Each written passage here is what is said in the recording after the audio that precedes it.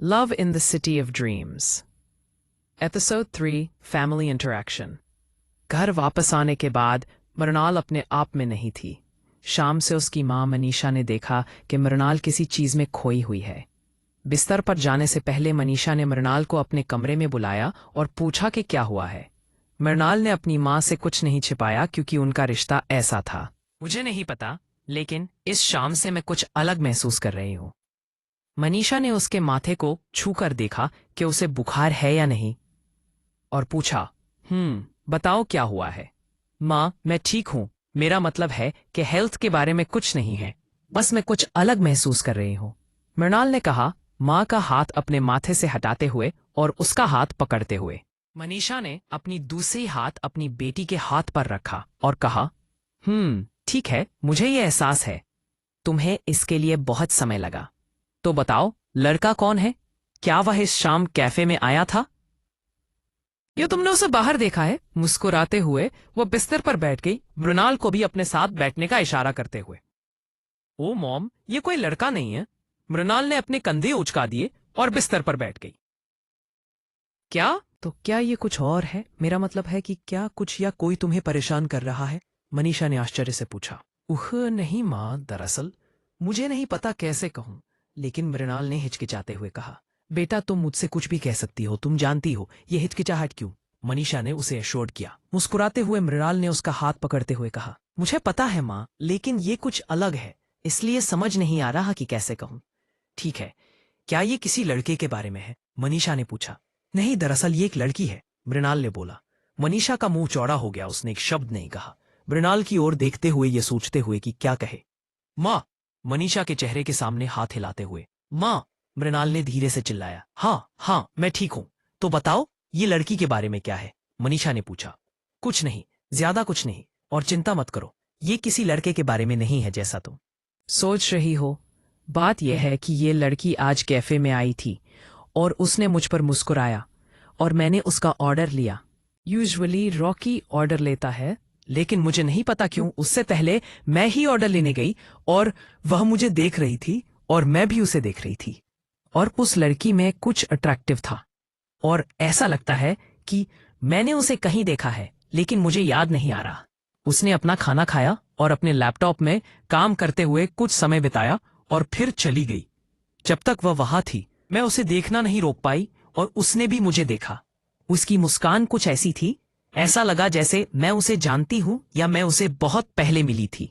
मृणाल ने मनीषा के बालकनी के गार्डन की ओर देखते हुए कहा, मुझे समझ नहीं आ रहा। वह कैफे में आई और खाने का ऑर्डर दिया जिसका तुमने ऑर्डर लिया। उसने मुस्कुराया और तुमने इसे अट्रैक्टिव महसूस किया, और अब तुम उसके विचारों में हो और तुम कह रही हो कि यह कुछ नहीं है। मनीषा ने कहा, हाँ, ये बस स्माइल का एक्सचेंज हुआ था और ऑर्डर के अलावा कोई बातचीत नहीं थी, लेकिन अब मुझे लग रहा है कि ये कुछ था। मृणाल ने कहा, बेटा, सब कुछ का कोई मतलब नहीं होता, वह बस एक स्वीट स्माइलिंग कस्टमर। वह पहले भी हमारे पास आई होगी। हम हर दिन बहुत से लोगों को देखते हैं। तुम शायद उसका चेहरा भूल गई हो और अब ऐसा महसूस कर रही हो कि तुमने उसे पहले देखा है। तुम इतना क्यों सोच रही हो? मनीषा ने पूछा। नहीं माँ, जब वह जा रही थी तो उसने कहा कि वह पहली बार हमारे कैफे में आई है और मुझे याद है कि मैंने उसे आज पहली बार देखा था, मृणाल ने कहा। ठीक है, यूजुअली कुछ लोगों में ऐसी पर्सनैलिटी होती है जो दूसरों को अट्रैक्ट करती है। इस बारे में ज्यादा मत सोचो और अपने कमरे में जाकर सो जाओ। मैं आज बहुत थकी हुई हूं क्योंकि आज एक बिजी चला इवनिंग थी, कहकर मनीषा बिस्तर पर लेट गई और एसी का टेम्परेचर सेट किया। मृणाल ने अपनी माँ के कमरे से बाहर निकलते हुए उसे गुड नाइट कहा। मृणाल बिस्तर पर लेटी हुई सोच रही थी कि उसकी माँ सही थी, शायद साहसरा का अट्रैक्टिव पर्सनैलिटी है। जब उसने अपनी आंखें बंद की, साहसरा का चेहरा उसके सामने आया। उसने अचानक अपनी आंखें खोली और सजाए गए छत की ओर देखा। कमरे में हल्की रोशनी थी और मृणाल का दिल और दिमाग साहसरा के चमकते चेहरे से भरा हुआ था। उसने एसी का टेम्परेचर 20 पर सेट किया और कंफर्टर से अपना सिर ढककर सो गई। इस बीच साहसरा ने अपना डिनर के बाद पढ़ने के लिए एक किताब हाथ में ली।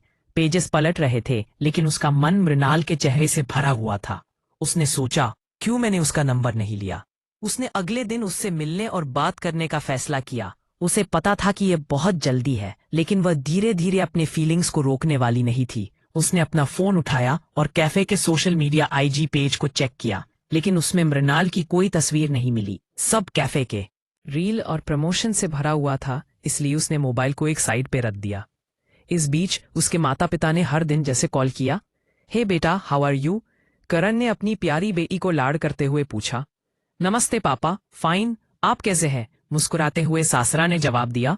ठीक है, रेगुलर, सुबह वॉकिंग गया, नाश्ता किया, तुम्हारी माँ ने आज फिर से इडली बनाई। इस वीक में दूसरी बार इडली थी, फुसफुसाते हुए और हंसते हुए। फिर सुपरमार्केट गया, कुछ सामान बेचा और लंच किया जो तुम्हारी माँ ने हमारे लिए भेजा। चपाती और पनीर सब्जी की वही पुरानी मेनू। मुस्कुराते हुए, पिछले 15 दिनों से कोई मिठाई नहीं। अब घर आया और तुम्हारे भतीजे के साथ खेल रहा हूँ। करण ने रिपोर्ट दिया और अपनी पत्नी कीर्ति कंट्रोलिंग फूड मेनू के बारे में सार्कसम में हंसते हुए कहा। मुस्कुराते हुए सहस्रा ने अपने भतीजे ऋषि के बारे में पूछा, क्या वह आसपास है? फोन स्पीकर पर रखो। करण ने अपना फोन स्पीकर पर रखा ताकि उसका 3 साल का पोता अपनी आंटी की आवाज सुन सके। हे मेरे बच्चे, तुम कैसे हो ऋषु? बुआ, मैं ठीक हूं, तुम कैसे हो और तुम कब यहां आ रही हो? ऋषि ने अपनी मीठी आवाज में पूछा। मैं ठीक हूं बच्चे, जल्दी ही मैं वहां आऊंगी और हम बहुत सारे खेल खेलेंगे और मछली पकड़ने जाएंगे और बहुत मजा करेंगे, सहस्र ने मुस्कुराते हुए कहा। इस बीच कीर्ति, सहस्र की मां, ने करण के हाथ से फोन ले लिया और पूछा, हे बच्चा, तुम कैसे हो? दादी, ऐसा फोन छीनना और हमारी बात के बीच में डिस्टर्ब करना अच्छी बात नहीं है, ऋषि ने अपनी प्यारी आवाज में अपनी दादी को बोला। सबने उसके बातों पर हंसने लगा। हाँ बच्चा, माफ करना, कीर्ति ने हंसते हुए कहा। मैं ठीक हूं मां, देखो केवल तुम्हारा पोता ही तुम्हारे साथ ऐसा बात करने की हिम्मत रखता है, सहस्र ने हंसते हुए कहा, क्योंकि उसकी मां हमेशा स्ट्रिक्ट रही हैं और परिवार में कोई भी उनके साथ ऐसा बात करने की हिम्मत नहीं करता था। हाँ, वह मेरे दादा है, इसलिए वह मुझसे ऐसा ही बात कर सकते हैं, कीर्ति ने मुस्कुराते हुए कहा। उसका भाई चिराग और भाभी अमेलिया अभी तक घर नहीं आए थे। चिराग अपने पिता के सुपरमार्केट का काम संभालता था और अमेलिया एक बैंक में काम करती थी। वे वीकेंड में सहस्र के साथ बातचीत करते थे। बात करते हुए सहस्र और उसकी मां ने एक दूसरे को पूरे दिन की रिपोर्ट दी और दूसरे अलग अलग चीजों पर 30 मिनट तक बातचीत की। बाद में, जैसे कि हमेशा, कीर्ति ने सहस्र से पूछा, बेटा, तुम ऐसा तब तक रहोगी? यहाँ वापस आओ और कोई सूटेबल पार्टनर ढूंढ और हमारे साथ यहाँ रहो। हम सब तुम्हें याद करते हैं। तुम यहाँ भी अपनी राइटिंग और फिल्म मेकिंग का काम कर सकती हो, और अगर तुम चाहो तो जब चाहो भारत जाती रहो, लेकिन यहाँ ही रहो। ये उनका रूटीन था। हर 4 या 5 कॉल पर कीर्ति सहस्र से वापस आने के लिए कहती थी और सहस्र मुस्कुराते हुए कहती थी, माँ, मैं भी तुम सबको याद करती हूँ। जब मुझे वापस आने का मन होगा मैं ऐसा करूंगी, ठीक है? और अब आगे आगे आगे, लेकिन इस बार मैं चाहती हूँ कि तुम दिवाली के समय यहाँ आओ। तुमने पिछले दिवाली को अपने फिल्म शूटिंग के बहाने से मिस किया। अब अपनी टिकटें बुक करो या मैं तुम्हारे पिता से कहूंगी कि बुक करे, कीर्ति ने ऑर्डर दिया। सिख है माँ, भाई और भाभी को मेरा प्यार देना, सहस्र ने कहा, और कुछ और मिनटों बाद उन्होंने कॉल काट दी।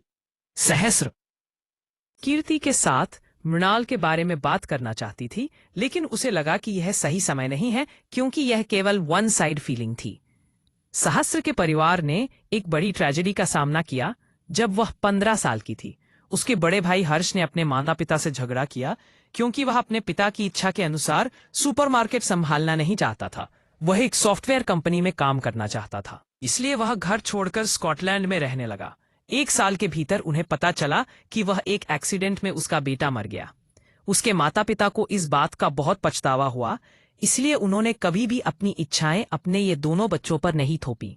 उन्होंने चिराग की ब्रिटिश लड़की अमेलिया से शादी को एक्सेप्ट किया क्योंकि वह उससे प्यार करता था, जबकि वहां कई इंडियन लड़कियों के प्रपोजल आए थे। उन्होंने सहस्र की सेक्सुअलिटी को एक्सेप्ट किया और उसे अपनी इच्छा के अनुसार भारत जाने दिया। सहस्र जब 17 साल की थी, एक ब्रिटिश लड़की को अपनी गर्लफ्रेंड के रूप में इंट्रोड्यूस किया। उसका सेक्सुअलिटी घर में बताया था। इसे एक्सेप्ट करना कठिन था। आखिरकार वे भी इंडियन माता पिता थे, लेकिन जल्द ही उन्होंने बदलते समय और समाज के साथ आगे बढ़ते हुए, हर्ष के बारे में सोचते हुए, अपनी बेटी को एक्सेप्ट कर लिया। वे केवल उसकी खुशी चाहते थे। उन्होंने अपने बच्चों को अच्छा स्पेस दिया, जो चाहिए वो करने दिया, लेकिन वे जानते थे कि भारत में सहस्रा को वह कोई पार्टनर नहीं मिलेगी, और अगर वह मिली भी है तो वह भी लंबे समय तक नहीं चलेगा। हालांकि यह भारत में कानूनी था, लेकिन वे जानते थे कि इंडियन सेमसेक्सुअल और बाइसेक्सुअल लड़कियां अपने माता पिता और समाज के डर से बाहर नहीं आएंगी। सहस्रा की परिवार चाहता था कि वह लंदन वापस जाए और एक लाइफ टाइम पार्टनर को ढूंढकर खुशी खुशी जीवन बिताए और अपनी इच्छा के अनुसार शादी करे।